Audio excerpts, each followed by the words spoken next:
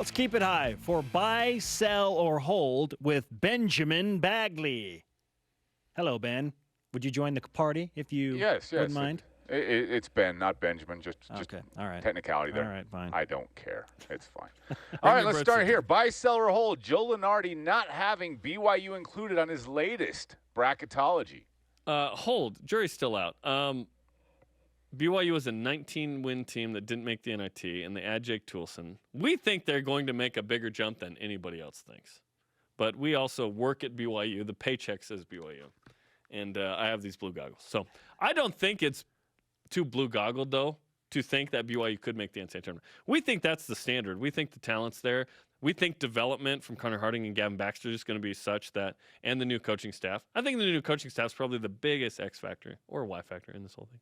I understand why Joe Lunardi doesn't have him in, so I'm buying his logic because he has to look at this as, well, what has BYU done recently? I know they have a ton of Nothing. You got to prove it. You got to go on the court and prove it. So right now I'm buying this logic. I think, like you, that BYU will earn his respect and they'll show up in bracketology at some point, if not multiple points, throughout the college basketball season. But right now I'm buying this logic because I can understand it. And it's more than just last year. It's the previous 4 seasons. Yes. So to where BYU didn't make the tourney and, in fact, wasn't really that close.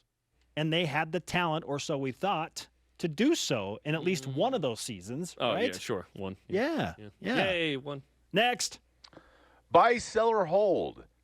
Tyson Williams' potential as winning the running back transfer portal in 2019. This according to Rich Ciramello of Maxwell Football Club. He's the director of college football awards. Okay. I hold as well because I'm TBD. We don't really know what Tyson Williams is going to do or be. We hope he's good.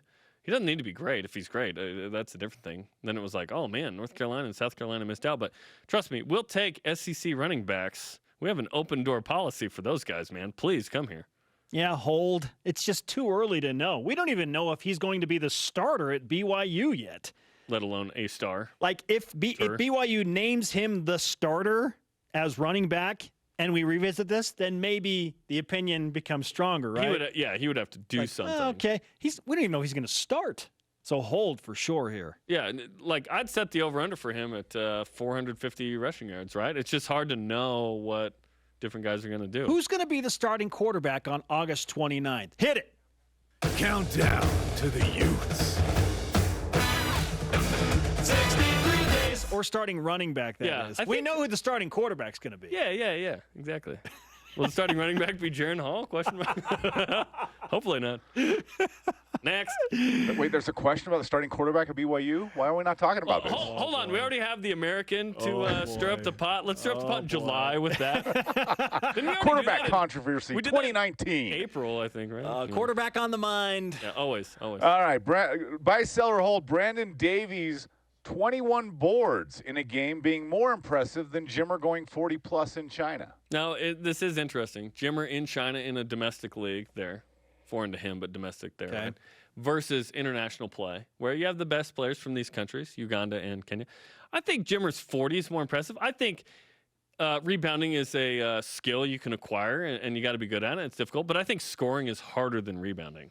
How big is the Kenyan national team? I mean, come on, like they can't have that many guys bigger than Brandon Davies. Is Brandon that like the alpha that shows up at the church ball game? He's the 6'11" guy, and there's some 6'4" guy, and he's like, okay, that was easy. Yes, 40 points in a game is really hard to do. I don't care. I hear the Kenyans do have great durability, though. Yes. Great stamina. All transition? 4 quarters. All 4 quarters. Dude, they're excellent in transition. I get that. Yeah. In terms of height, like are those guys oversizing Brandon Davies? No. 21 rebounds happened for a reason. I got to go with 40 points. It's hard to do. He's a good rebounder. Yeah.